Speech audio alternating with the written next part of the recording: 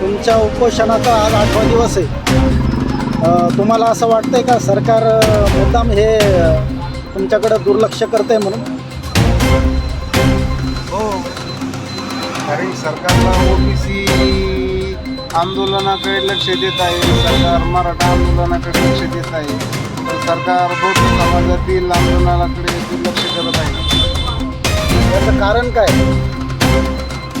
याचं कारण असं आहे की सरकारला वाटतं की ओबीसी आमच्याकडे यायला पाहिजे, सरकारला वाटतं की मराठा आमच्याकडे यायला पाहिजे आणि बौद्ध समाजाकडे दुर्लक्ष करत आहे. पण आत्ताच मुख्यमंत्री शिंदे साहेबांनी त्यांच्या वर्षा निवासस्थानी बौद्ध भिक्खूंना चिवरदान केलं, अन्नदान केलं. ते तर बौद्ध समाजासाठीच केलं ना.